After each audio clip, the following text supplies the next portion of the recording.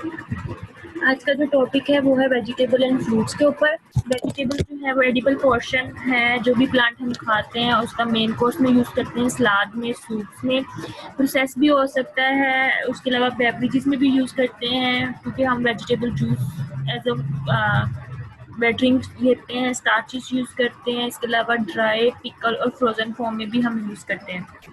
ये इम्पार्ट करता है हमारे फूड में करेक्टरिस्टिक फ्लेवर, कलर, टेक्सचर और स्टोरेज कंडीशन। कुकिंग के दौरान जो है वो इसमें चेंजेस आती हैं। जो फ्रूट्स हैं वो भी डिफाइन करते हैं डिफरेंट वेज में। बोटेनिकली हम फ्रूट्स को कहते हैं कि जो वो मेच्योर ओवरीज हैं किसी भी प्लांट की विद देयर सीड।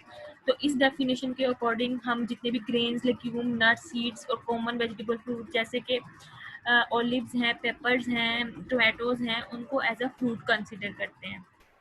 लेकिन अगर हम उसका कलिनरी रोल डिफाइन करें तो जो फ्रूट है वो फ्लैशी पार्ट है किसी भी प्लांट का, और हम राबी ईट करते हैं, और उसके अलावा सर्टेन डिजर्ट की फॉर्मेशन में भी यूज़ किए जाते हैं। इसके अलावा जो हाई इन ऑर्गेनिक एसिड होते हैं एज कम्पेयर टू वेजिटेबल। जो न्यूट्रिटिव वैल्यू है फ्रूट्स एंड वेजिटेबल की, उसमें हमारे पास विटामिन, मिनरल, फाइबर, इसके अलावा एडिशनल कंपाउंड्स भी होते हैं जिसमें फाइटोकेमिकल्स जो हैं वो प्रेजेंट होते हैं, जिनका एक्टिव इंग्रेडिएंट जो है वो बहुत सी क्रोनिक डिजीजेस जो हैं प्रिवेंटिव साइड के लिए यूज होता है, थेराप्यूटिक पर्पस के लिए। जो इसके अलावा जो यूएसडीए जो है वो एडवाइस करता है vary your veggies and focus on fruits. और हेल्दी डाइट के लिए जो है, अगर किसी भी इंडिविजुअल की 2000 डाइट है, कैलोरी डाइट है यूएसडीए के अकॉर्डिंग, तो वो उसको एडवाइस और सजेस्ट करता है कि वो जो है वो 2.5 कप ऑफ वेजिटेबल ले और 2 कप ऑफ फ्रूट्स ले पर डे। उसके बाद अगर हम बात करें केमिकल कंपोजिशन की किसी भी प्लांट मटेरियल की, तो उसमें डिफरेंट चीज़ें होती हैं जिसमें carbohydrate, protein, fat, fibre, mineral, vitamin, ये सब चीज़ें प्रेजेंट होती हैं। तो कार्बोहाइड्रेट जो है वो इम्पोर्टेंट कंस्टिट्यूएंट है किसी भी प्लांट मटेरियल का, और लार्जेस्ट परसेंटेज जो है वो कंट्रीब्यूट करता है एज ड्राई वेट, क्योंकि जो बेसिक फॉर्मेशन हो रही होती है फोटोसिंथेसिस के दौरान वो कार्बोहाइड्रेट की ही हो रही होती है, along with water and oxygen, carbon dioxide. जो कार्बोहाइड्रेट है वो सिंपल और कम्प्लेक्स फॉर्म में प्रेजेंट होते हैं। जो सिंपल कार्बोहाइड्रेट है उनमें मोनोसेक्राइड, ग्लूकोज, फ्रुक्टोज, डाइसेक्राइड में हमारे पास सुक्रोज आता है, और जो मोनोसेक्राइड और डाइसेक्राइड है वो आपस में मिलके जो है वो फॉर्मेशन करते हैं कम्प्लेक्स कार्बोहाइड्रेट की, जिनमें हमारे पास सेलुलोज एंड स्टार्च आता है। Next is various complex carbohydrate है, जो कि heat and the effect of heat on those carbohydrate. Starch की बात कर रहे हैं अगर हम, तो जो स्टार्च है ये कॉमन फॉर्म है कार्बोहाइड्रेट की, प्रेजेंट होती है रूट्स में, ट्यूबर्स में, स्टेम में, सीड में, किसी भी प्लांट के। और जब हम इसे हीट या वाटर में से पास करते हैं तो जो स्टार्च है वो अब्जॉर्ब कर लेती है अपने अंदर वाटर को, और जेलेटिनाइज हो जाती है, जेल फॉर्मेशन करती है। आपने कभी किसी पोटैटो को देखा है कि अगर पोटैटो में सबसे ज़्यादा स्टार्च होती है तो आप उसको वाटर में सोक करते तो आपको ऊपर जो है वो फॉर्मेशन आती है, जैसे कि सर्फ सा मटेरियल अगर आप वाटर में डिजोल्व करें तो उस तरह की अपीयरेंस आती है। इसके अलावा अगर आप सोक करें पल्सेस को या लेग्यूम्स को वाटर में, तो वो भी जेल लाइक फॉर्मेशन कॉज करती हैं। स्टार्च कंटेंट में वेरी करती हैं। Some vegetables such as potatoes are starchy, some moderate, and others such as parsley are less starchy. Starch is digestible as the bond between glucose unit and alpha 1,4. Next is cellulose. Cellulose जो है वो insoluble fiber है, जो कि structure provide करता है किसी भी प्लांट की सेल वॉल को। इसमें बीटा 1,4 लिंकेज होती है और ये इनडाइजेस्टिबल है टू ह्यूमंस। लेकिन अगर हम कुक करें तो वो सॉफ्ट फॉर्मेशन होता है। जैसे कि अगर आप बात करें स्पिनिच की, तो अगर आप स्पिनिच को कुक करते हैं तो वो सॉफ्ट हो जाती है कंपेयर टू अगर हम उसको रॉ फॉर्म में देखें। Next is hemicellulose fibre provide structure in cell wall and the majority is insoluble. अगर हम इसको अल्कलाइन इन्वायरमेंट में हीट करते हैं तो ये भी सोफन अपीयरेंस देता है। अगर हम बेकिंग सोडा ऐड कर देंगे added to cooking water for the purpose of green colour retention. Next is pectic substances. Pectic substance जैसे कि पेक्टिन होता है, ये सीमेंट लाइक स्ट्रक्चर देता है, फॉर्मिटी देता है, जेल फॉर्मेशन करता है और हाइड्रोलाइज हो जाता है on cooking. Large insoluble form of pectin become soluble pectin while with ripening of the plant material. In addition to carbohydrate, there is a non-carbohydrate fiber material present in the supporting tissues of plant it's lignin and lignin जो है ये older vegetables में जो है वो present होता है, ये अनचेंज रहता है बाय हीट एंड अनएक्सेप्टेबल है क्योंकि इसका टेक्सचर जो है वो वुडी लाइक टेक्सचर होता है।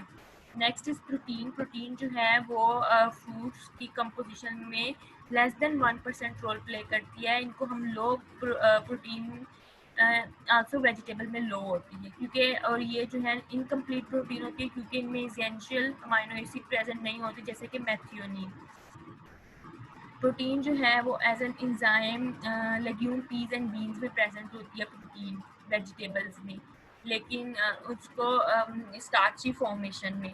प्रोटीन जो है वो एज एन इंजाइम प्रेजेंट होती है जो कि प्लांट्स में प्रेजेंट होती है। एग्जांपल प्रोटीलिटिक इंजाइम जो है वो प्रेजेंट होते हैं जो कि हेल्पफुल होते हैं ब्रेक डाउन के लिए प्रोटीन्स की और उनकी डाइजेशन में हेल्प करते हैं, जैसे कि पेपेन मैंने आपको बताया था पपाया से रिलीज होता है इंजाइम और ये मीट की टेंडराइजेशन के लिए यूज़ किया जाता है। फिशिंग जो है ये फिग से, फिग होती है अंजीर, उससे आता है, और ब्रोमेलिन जो होती है ये हम पाइनएप्पल से एक्सट्रैक्ट करते हैं और इन चीज़ों को हम प्रोटीन की ब्रेकडाउन के लिए यूज़ करते हैं। Next is fat. Fat composes approximately 5% of dry weight of fruit, stem and leaf of vegetable, और ये फ्रूट्स का लेस देन 1% जो है वो कंट्रीब्यूट करती है as a source. Except of fruit जैसे कि एवोकेडोज और ऑलिव्स हैं, उनमें 16 to 14% जो है वो फैट प्रेजेंट होती है। ये रोल प्ले करती है ग्रोथ में प्लांट की। Next is vitamin. वाइटामिन जो हैं फ्रूट और वेजिटेबल में प्रेजेंट होते हैं जो कि सबसे ज़्यादा कैरोटीन है as a vitamin A precursor and vitamin C. Beta carotene भी प्रेजेंट होता है, ये भी वाइटामिन ए का प्रिकर्सर है, और ये डार्क ऑरेंज फ्रूट्स और वेजिटेबल में प्रेजेंट होता है as an underlying pigment in green vegetable. इसके अलावा विटामिन B1 थायामीन प्रेजेंट होता है। Fruit supply more than 90% of water soluble vitamin, उसमें सी आता है, और फैट सोल्यूबल विटामिन में विटामिन ए आता है। वाटर सोल्यूबल विटामिन जो है वो हम लॉस हो जाता है ड्यूरिंग सोकिंग। अगर हम वेजिटेबल या फ्रूट को सोक करके रखते हैं तो जो वाटर सोल्यूबल विटामिन हैं वो जो हैं वो सोक के दौरान जो है वो लॉस हो जाते हैं लीचिंग के प्रोसेस में, और हीटिंग के दौरान भी जो है इनकी हाइड्रोलाइजेशन हो जाती है और इनकी जो लिंकेजेस है वो ब्रेक हो जाती है और ये लॉस हो जाते हैं। न्यूट्रिटिव क्वालिटी जो है डिटोरिएट होती है एंजाइमेटिक एक्शन में, specifically the enzyme ascorbic acid oxidase and thiaminase जो है वो विटामिन सी और B1 की न्यूट्रिशनल चेंजेस कॉज करता है ड्यूरिंग स्टोरेज। तो जब भी हमने किसी भी फ्रूट वेजिटेबल को स्टोरेज के लिए रखना हो तो उसके लिए पहले इसलिए ब्लांच किया जाता है ताकि जो थायमाइनेज और जो स्कॉर्बिक एसिड ऑक्सीडेज है उसकी एक्टिविटी को डीएक्टिवेट किया जाए, उसको हार्ड किया जाए और फिर उसको फ्रीज कर दिया जाता है फॉर स्टोरेज पर्पसेस। अदरवाइज जो दोनों एंजाइम जो हैं उनकी न्यूट्रिटिव वैल्यू जो है वो लॉस कर देते हैं। Next is minerals. Fruit and vegetable, especially the latter, contribute minerals to the diet, notably calcium, magnesium and iron.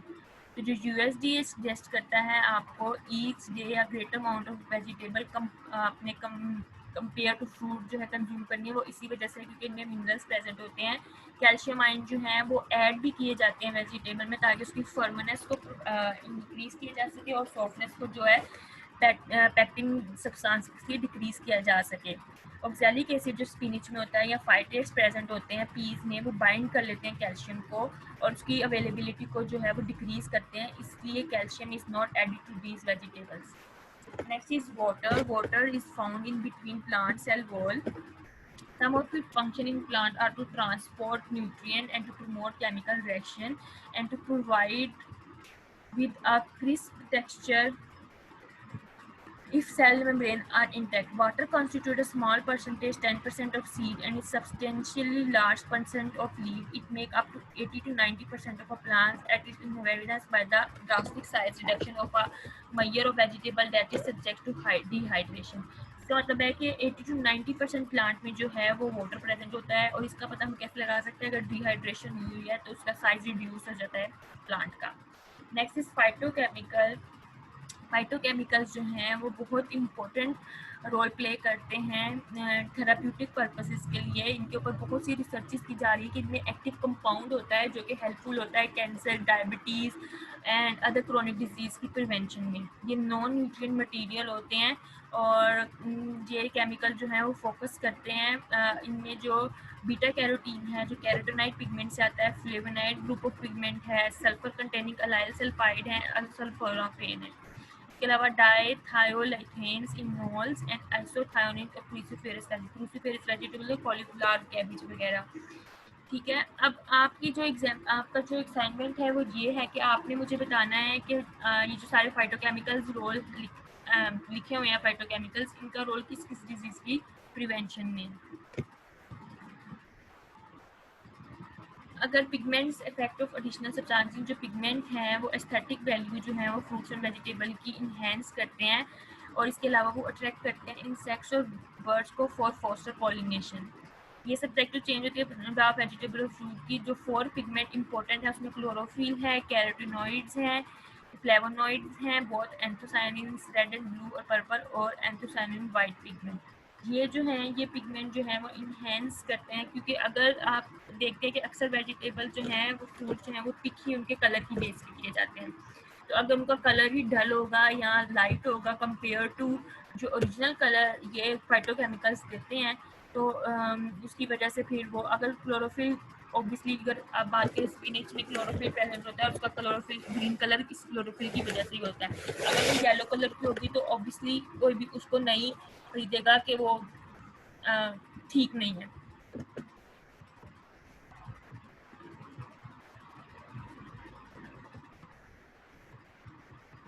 Next is vegetable की हम क्लासिफिकेशन करते हैं on the base of part that can be eat as a food. सबसे पहले root, वो food vegetable जो हम as a root जिनकी जो है वो यूज़ की जाती है फॉर मेकिंग फूड, जैसे कि अंडरग्राउंड बीट है, कैरेट है, रेडिश है, ये टर्निप है, यैम है। यैम जो होता है वो स्वीट पोटैटो होता है।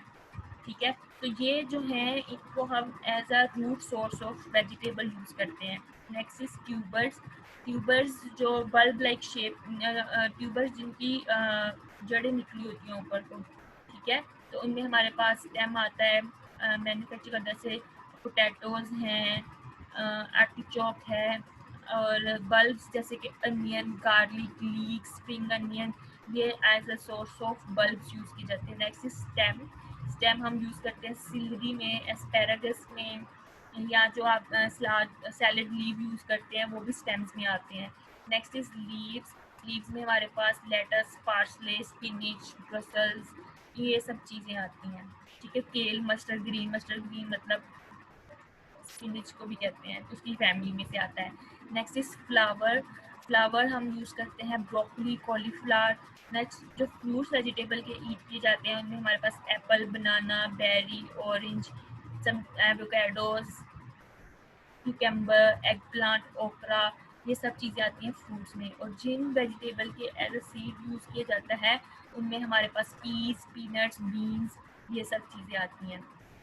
अगर हम बात करें हार्वेस्टिंग और पोस्ट हार्वेस्टिंग चेंजेस की, तो जो आफ्टर हार्वेस्टिंग जो है फ्रूट्स एंड वैल्यू जो अंडरगो जाते हैं रेस्पायरेशन के। कुछ फ्रूट्स और वेजिटेबल होते हैं जो क्लाइमेट्रिक होते हैं। क्लाइमेट्रिक वो होते हैं जो कि हार्वेस्ट हो गए हैं उसके बाद भी जो है वो राइपनिंग हो रही है उनकी, और वो राइपनिंग किसकी वजह से हो रही है? इथाइलिन की वजह से, तो उनमें से इथाइलिन जो है वो रिलीज हो रहा होता है। ठीक है, और non climacteric fruit and vegetable वो होते हैं जो कि हार्वेस्ट हो गए हैं अगर एक दफ़ा तो फिर वो राइप नहीं होंगे। उनमें हमारे पास आते हैं cherry, citrus fruit, melon, pineapple, strawberry, तो फिर वो राई रहते हैं क्योंकि उनमें इथाइलिन कंटेंट नहीं प्रेजेंट होता।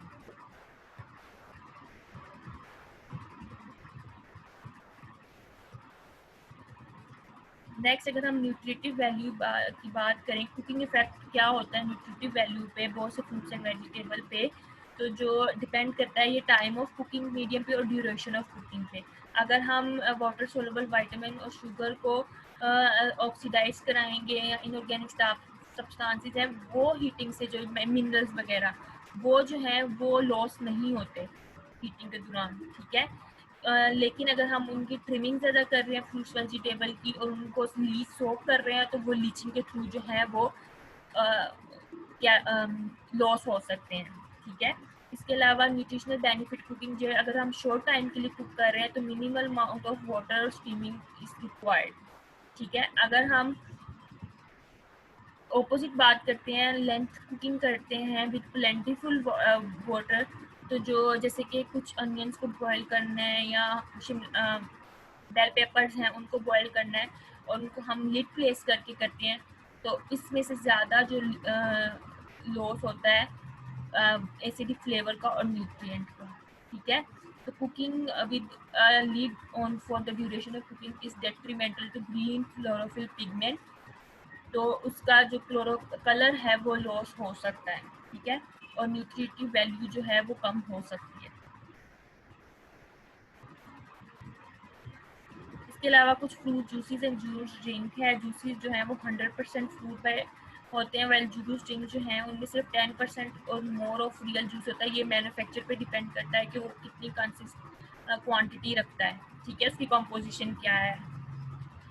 वैरायटी ऑफ फ्रूट के थ्रू हम उसको कर सकते हैं। डेटा जो कहता है डिफरेंट स्टडीज़ में, वो एफडीए जो है वो कमर्शियल जूसेस को कहता है कि उन्हें पास्चराइज किया जाए ताकि हम कंट्रोल कर सकें माइक्रोबियल ग्रोथ को, और उनको ट्रीटमेंट किया जाए विद यूवी रेडिएशन से ताकि पैथोजन और डेट्रीमेंटल माइक्रो ऑर्गेनिज्म को कंट्रोल किया जा सके। इसके अलावा यूएसडी जो है वो एक ग्रेडिंग सिस्टम बनाता है फ्रूट जूसेस। ये कोई हार्ड एंड फास्ट नहीं है, हर होलसेलर कमर्शियल जो भी मैन्युफैक्चरर है वो अपने अकॉर्डिंग बना सकता है, अपने लेबल पे मेंशन नहीं होता समटाइम्स ये, ठीक है। लेकिन जो यूएसडी ग्रेड है वो है A B C, जो ए हाईएस्ट रैंकिंग है उसमें वो बेस्ट होता है पेयर और टेक्सचर में, और सिमिलरली जो सी है वो लोएस्ट ग्रेड होगा कि वो पेरेंट्स और टेक्सचर में अच्छा नहीं है।